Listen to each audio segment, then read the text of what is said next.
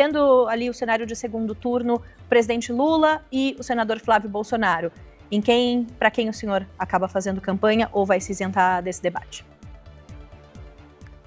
O Partido Missão está crescendo e Renan Santos já aparece como um candidato viável.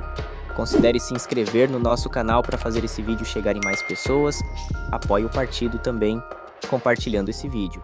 Valeu! A gente até falou mais cedo aqui de uma herança que fica, de um legado que fica do bolsonarismo para quem possa pegar, quem poderia talvez figurar como uma, entre aspas, terceira via. Esse é o caso, você está olhando para isso nesse sentido de tentar se aproximar, fazer acenos também para um eleitorado do qual Michele parece estar tentando? O eleitorado antipetista era o eleitorado antipetista antes do Bolsonaro existir. As pessoas votaram no Aécio, as pessoas votaram no Alckmin, as pessoas votaram no José Serra, as pessoas votaram no Fernando Henrique, ele venceu 2 eleições em primeiro turno. Não é que o Bolsonaro inventou um eleitor ou inventou um campo político, ele apenas se apropriou de uma coisa que já existia. E por uma parte desse eleitor, especialmente os mais velhos, houve uma paixão. Essas pessoas são apaixonadas pelos Bolsonaro. Tanto que, como a nossa colega aqui disse muito bem, vivem as fofocas. Ai, o Bolsonaro acordou com dor de barriga. Ai, a Michele chorou. Ai, não sei o que, ele comeu farofa e derrubou na roupa. As pessoas acompanham aquilo como se fosse uma novela nas redes sociais. É engraçado, é divertido e ajuda a fazer a manutenção, vamos dizer, da atenção do eleitor, só que é um fim em si mesmo, é igual assistir um reality show. Qual a utilidade do reality show? Te entreter, o tempo passa, mas nada acontece. E na política, o tempo não precisa passar, mas com certeza as coisas precisam acontecer.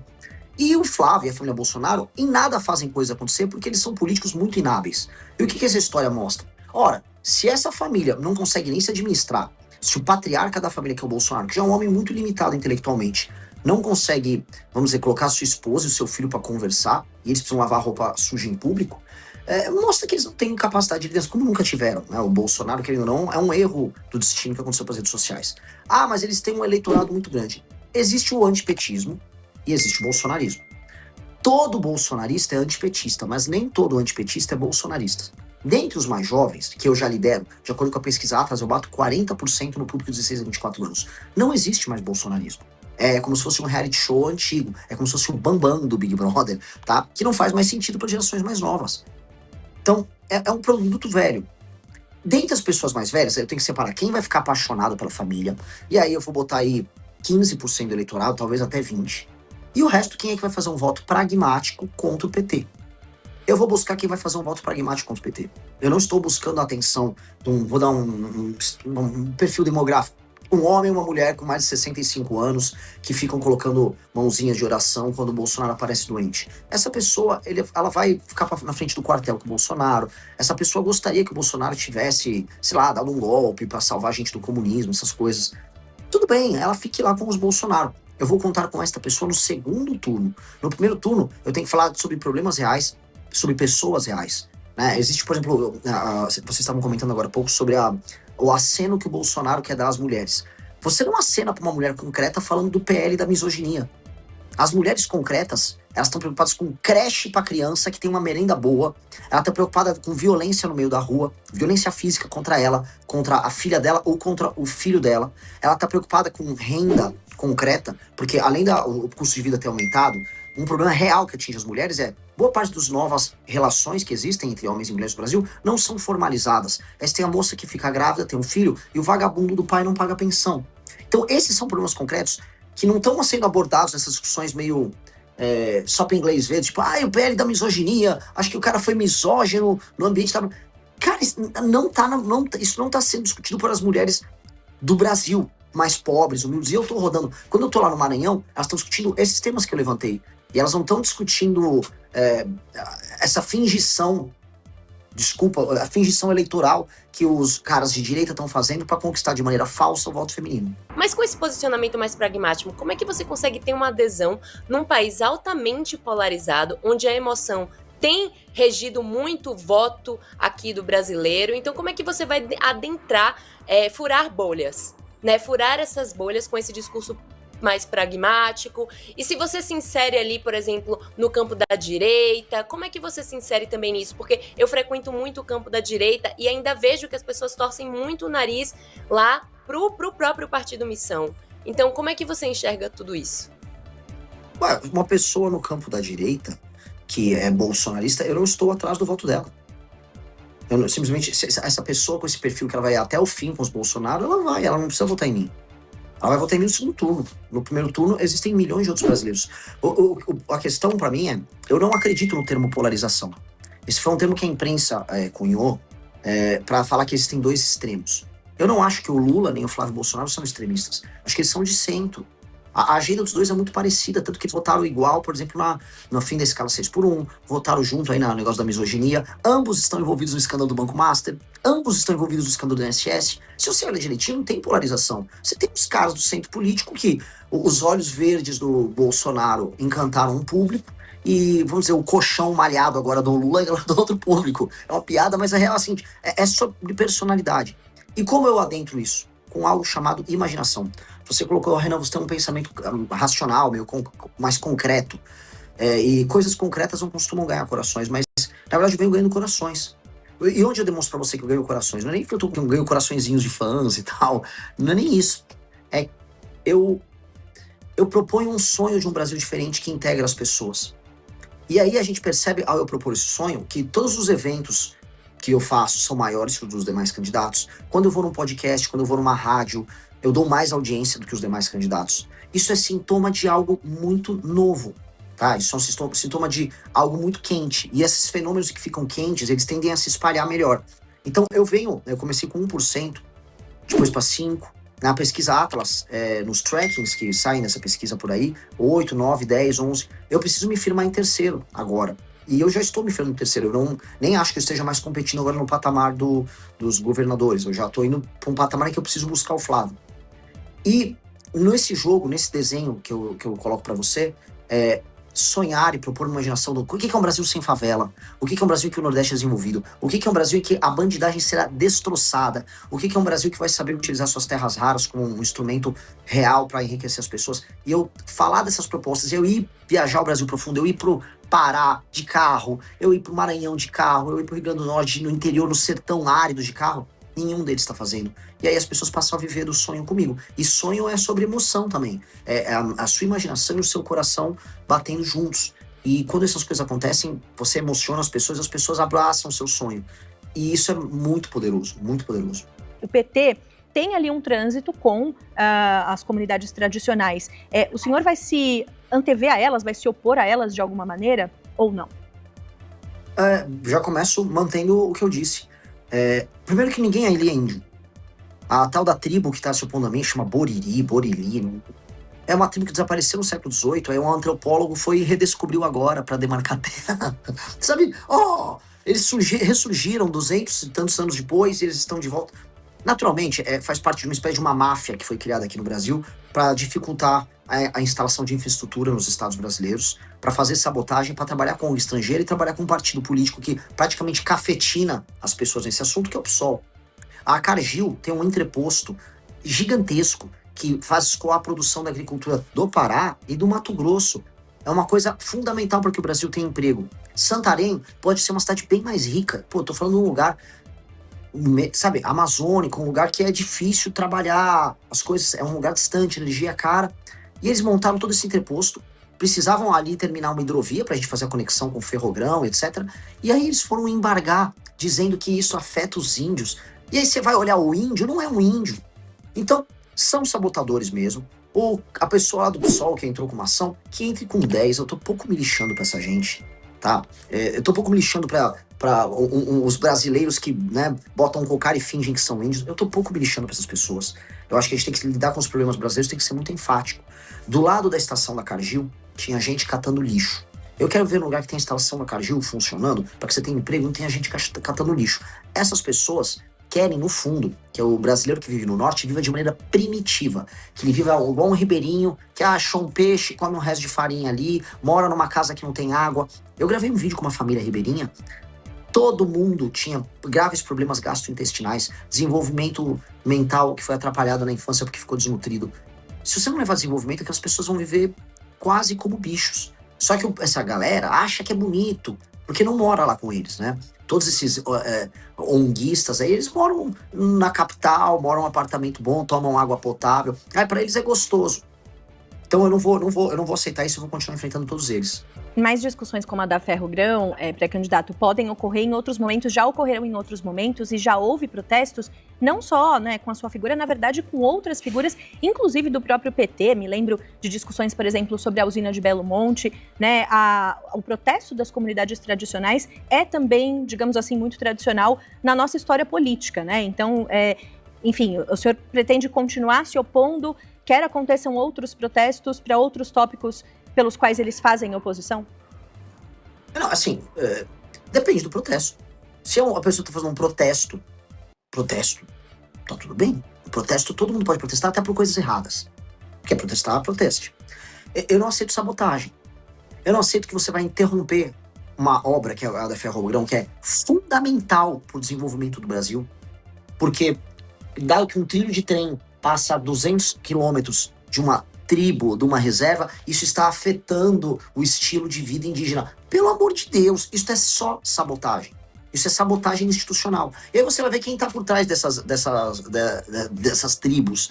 ONGs das mais diversas, com dinheiro de fora do Brasil, que curiosamente concorrem com a agricultura brasileira. Que coincidência. Isso não, isso é sabotagem. Aí eu vou prender. Aí eu vou expulsar o ongueiro do Brasil. Quem estiver com ONG sabotando o Brasil, será expulso do Brasil. Nós vamos passar uma legislação muito clara sobre sabotagem institucional. E por que eu tô falando isso? Podia falar isso lá pro índio, já para essa discussão não ficar só sobre eles. Ontem eu estive numa reunião, tá na imprensa, com embaixadores de mais de 60 nações. Fui o único candidato, pré-candidato, que falou inglês com eles. Falei inglês, falei em sueco, porque diferente dos outros eu sei falar, eu sou uma pessoa educada. Mas eu avisei os estrangeiros. A farra das suas ONGs, em vez de eu embaixador americano, embaixador da França, embaixatriz da França, não vai rolar. Não vai rolar. Suas ONGs que nos sabotam, eu vou botar eles pra fora ou eles vão ter que se comportar. Que isso é sabotagem ao nosso país. Imagina, na Inglaterra você vai construir uma ferrovia, vai construir uma obra de infraestrutura, constrói. No Brasil eu não posso.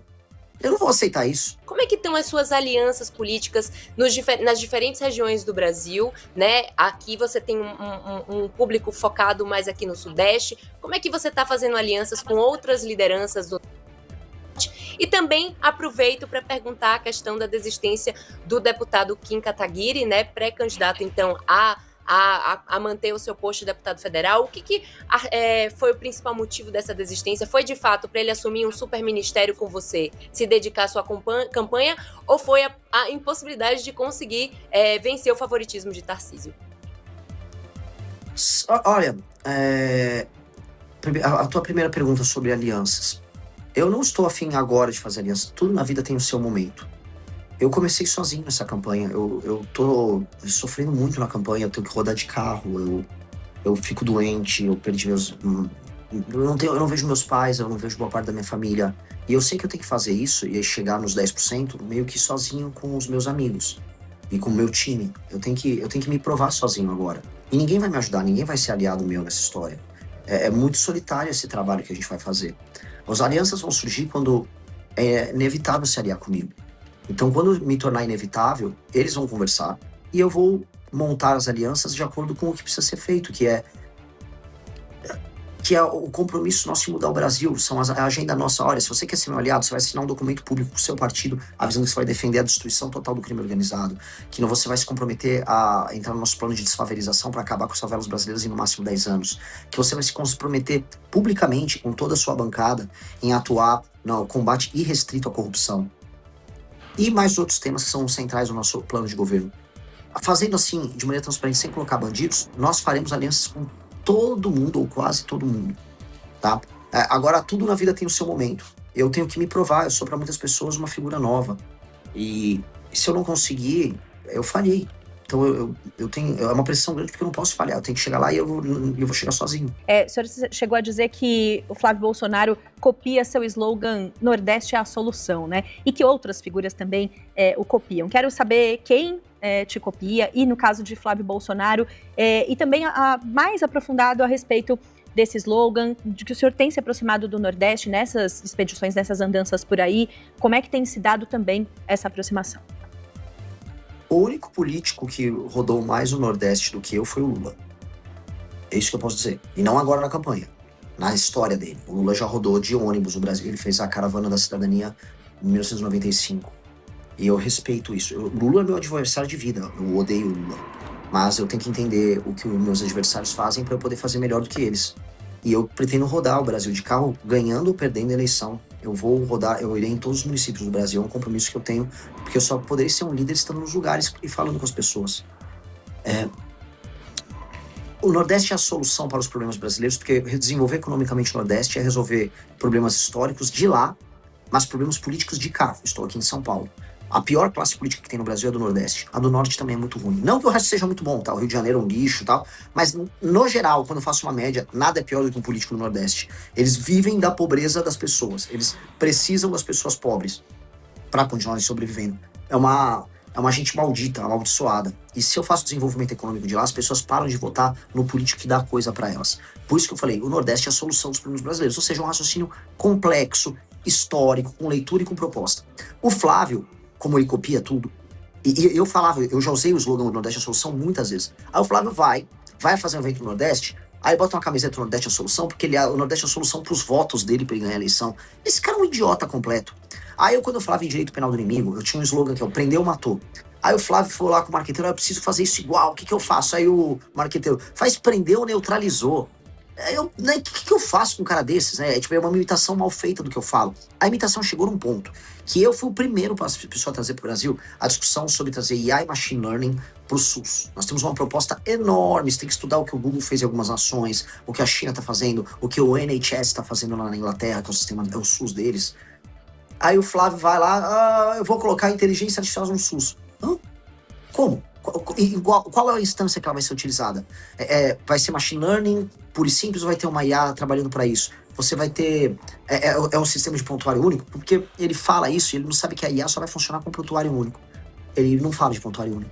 Então, ele copia o slogan, mas ele não copia a proposta porque ele não estuda. Porque o Flávio, assim como os membros da família dele, ele tem déficit cognitivo. Tô sendo elegante, isso quer dizer que ele é burro. Então, ele só fala as coisas mais simples e vai jogando pra frente. E isso me irrita muito. Isso é uma droga, porque você tenta ser verdadeiro, de verdade. Assim, eu sou uma pessoa verdadeira. Eu posso tá perdendo voto com o que eu tô falando aqui, mas eu prefiro falar a verdade o tempo todo. E eu não consigo me faz muito mal lidar com pessoas que são falsas o tempo todo. A falsidade faz mal, a falsidade me machuca. Eu não gosto de ver isso. E ele me imita do jeito falso e burro. Falou, pô, quer ser burro, mas seja burro original, seja burro do seu jeito. Não estraga quem tá fazendo certo. Como é que você avalia esse posicionamento da política internacional na nossa política doméstica e se você é favorável ou não à nomenclatura das facções para serem organizações terroristas que o governo dos Estados Unidos adiantou o Brasil a fazer? Quer dizer, se adiantou em relação ao Brasil. Eu trato isso tudo como sinal de fraqueza do Brasil. Um sinal triste de muita, muita fraqueza.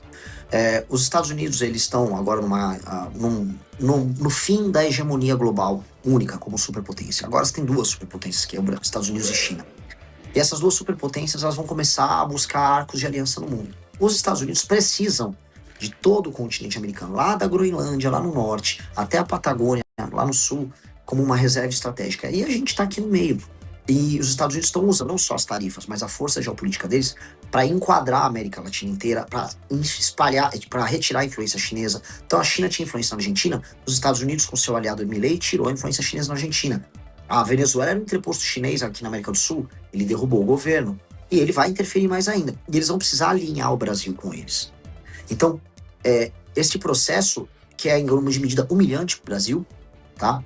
E foi humilhante que o Trump fez com o Lula, ele é um processo que nós precisamos reconduzir numa presidência da República. Ou seja, os Estados Unidos vão precisar da gente por causa das terras raras. Não há condição dos Estados Unidos ter, basicamente, as forças armadas deles nos próximos anos sem sentar com o Brasil.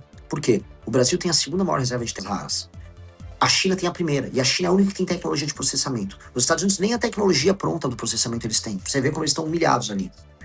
Então eles vão ter que sentar conosco. Ou a gente senta de maneira altiva e monta um plano de começar não apenas a extrair, mas processar as terras raras e produzir um complexo industrial no Brasil, ou a gente vai ficar sempre vendendo as coisas para os outros e fazendo um negócio ruim, que é o que está acontecendo agora. Eu tô dando uma dica. Empresários brasileiros já estão se unindo com empresários americanos. Esses empresários brasileiros são amigos de políticos. Então os políticos brasileiros vão vender os nossos recursos pros gringos e a gente não vai ficar com nada. É um novo pau-brasil. Eu vou brecar tudo isso, tá? Mas este é um novo cenário global que tá pintando, em que se a gente trabalhar direito com o Japão, com Taiwan, com Índia, com União Europeia, com os Estados Unidos, nós podemos transformar o Brasil numa powerhouse, né? Num lugar muito poderoso que não apenas extraia, vamos dizer, você extrai o neodímio, o disprósio, você extrai esses minérios, você consegue processar, aí você consegue fazer o ímã no Brasil. Desse ímã você consegue fazer as baterias para drone, para carro, para celular. Eu tô falando aqui no celular, o ímã que vai no seu celular vai terra rara. Todo esse complexo de produtos começar a ser feito no Brasil com centenas de milhares, milhões de empregos de altíssima qualidade, muito dinheiro ficando aqui. E a gente muda o Brasil. Então, isso é uma maneira da gente se adaptar geopoliticamente a esse contexto novo que está vindo aí. E é a maneira que eu defendo também. Sobre o enquadramento como organizações terroristas, eu sou bem direto. Eu fui o primeiro a trazer no debate público o enquadramento com aquilo que chama de direito penal do inimigo, que é tratar como um ente diferente, anômalo, a facção. Chamar de terrorista é só um nome. Ele é terrorista. E eu acho que, assim, o Brasil não tem que ficar esperando os Estados Unidos fazer nada. Eu acho humilhante se os Estados Unidos tiverem que agir aqui no Brasil. Não aceitarei como presidente. Eu aceitaria, assim, acordo logístico, acordo de troca de tecnologia, compra de equipamentos americanos especiais para fazer operações, porque eu quero pegar as favelas brasileiras, eu quero destruir todas as lideranças do crime organizado da maneira mais indolor possível. Se eu puder, o chefe, o DOCA, vai dar nome aqui, DOCA, o urso, traficante aí do Comando Vermelho. Se você tiver uma casa sozinho e eu detectar, eu vou mandar um drone estourar a tua casa. E ninguém ao redor vai se machucar. Que é como acontece agora as operações. Eu quero ter essas tecnologias, eu quero essa parceria com os Estados Unidos. Eu quero drone e bomba no DOCA. Entendeu? Então, de resto, não há salvador. Ninguém liga pra cuidar da gente. Se a gente não cuidar de nós próprios, os outros só vão extrair da gente o que eles querem. Seja a China, seja Estados Unidos. Colocando aí um cenário, né, em que o senhor chegue aí à presidência da República, dá para fazer reformas liberalizantes na economia sem se juntar à política tradicional? Quer dizer, esses acordos que eventualmente precisam ser feitos no fazer político quando já se está no poder. Como é que é isso para o senhor? Eu vou ganhar as eleições, mas muitos brasileiros vão votar em muitos políticos ladrões. Então o brasileiro vai, de maneira consciente até a urna, vai apertar o número de um político ladrão e vai eleger um político ladrão. É certeza que isso vai acontecer. Então, falando assim, centenas de deputados corruptos que vão estar lá em Brasília só para fazer jogo sujo serão eleitos pelas pessoas. As pessoas reclamam e votam. O brasileiro é doido. Ele não pode ver um ladrão que o brasileiro sai votando. Isso é uma realidade. Então eu vou ter que lidar com essa realidade. Não quero lidar, mas eu terei que lidar. O que eu vou fazer? Do outro lado, eu ganhar a eleição significa que o mesmo brasileiro que também votou no ladrão, tá querendo uma pessoa que não seja um bandido, que seja claramente fora do jogo e que estabeleça novas regras de funcionamento da política. O que eu vou impor são as regras para uma aliança para passar as nossas reformas. Regras muito claras de participação no governo, e essas serão públicas, tá? O que eu vou fazer é quase como se fosse um edital para participar do meu governo. Uma vez, partidos que quiserem conversar comigo, aqui tá a pauta. Eu ganhei a eleição para presidente com essa pauta, soltem uma ata oficial aí pelo seu partido, uma resolução. Com essa ata vocês aderem, e aí podemos, como pessoas absolutamente probas, compor governo e montar uma maioria na Câmara dos Deputados e uma maioria no Senado para podermos trabalhar. Este vai ser o critério. E eu vou conversar com todos. No início eu vou precisar passar uma PEC fiscal, muito bem levantada pelo comentarista, que é uma PEC fiscal que é agressiva e que vai resolver a questão brasileira das contas públicas que estão estourando, que vai permitir que depois eu baixe imposto, que o juro fique mais baixo, que invistam no Brasil, que o emprego aumente. Eu preciso fazer isso já. E eu vou precisar fazer isso com critério. Agora, você não vai me ver aqui num governo que compra as pessoas, que vai entregar a estatal para vagabundo de partido vagabundo ficar ganhando dinheiro. Não tem o famoso, olha, pega o ministério com porteira fechada. Não existe essas discussões de porteira fechada. O Brasil, por exemplo, se você entrega um ministério com porteira fechada, significa que aquele partido vai roubar de porteira fechada. Isso acontece no governo do PT, aconteceu no governo do Bolsonaro. Nós temos que disciplinar isso, não pode funcionar dessa maneira. E os partidos sabem que terá que ser assim, porque se eu ganhei a eleição, significa que o eleitor já está com essa mentalidade. Então eles vão ter que se adaptar. Se não se adaptarem, eu não vou ceder para eles. Eu não vou ceder para eles. Eu não vou entrar em guerra com os deputados, mas eu também não vou ceder para eles. Tendo ali o cenário de segundo turno, o presidente Lula e o senador Flávio Bolsonaro, para quem o senhor acaba fazendo campanha ou vai se isentar desse debate? Eu vou pro segundo turno. Eu nunca vou trabalhar com hipótese. Não se vai pra guerra imaginando que você vai perder. Imagina a seleção brasileira agora. Tô imaginando em torcer pra França agora no final. Não pode. Mas exercícios de suposições existem nesses momentos, porque também faz parte do fazer político, né? Lógico. E aí quem faz são os jornalistas que trabalham com cenários. Eu sou um líder, eu não sou um jornalista. Então eu não posso não me comportar como líder aqui diante de vocês. Um líder, eu não posso falar para vou colocar aqui dezenas de milhares de pessoas que me divulgam, que estão agora falando meu nome. Olha, se eu perder, eu vou fazer tal coisa. Eu não posso fazer isso com elas. Eu não posso. Porque elas foram as primeiras pessoas a se juntarem a mim pra gente começar a construir essa história. Elas brigaram com seus familiares, às vezes elas tinham pai petista, mãe bolsonarista, e elas tinham uma terceira posição e apanhavam dos dois. Os dois se juntavam pra brigar com elas. Foi muito difícil pra essas pessoas estarem aqui. E eu não posso falar pra elas que eu vou perder e que eu imagino que eu vou fazer se eu perder. Se eu perder, a única coisa que eu digo é que eu vou provavelmente chorar. E vou abraçar as pessoas que lutaram comigo e vou ficar muito bravo, porque eu tô dando toda a minha energia nisso. Eu não vou aceitar ter uma mentalidade que não seja vitória. Eu vou lutar até o fim. Eu não posso pensar assim. Eu peço desculpas pra você, porque eu sei que você tá fazendo um trabalho jornalístico muito sério. Essa é uma pergunta importante pra leitura de cenário. Mas eu não sou essa pessoa. Eu não posso te responder essa sua pergunta.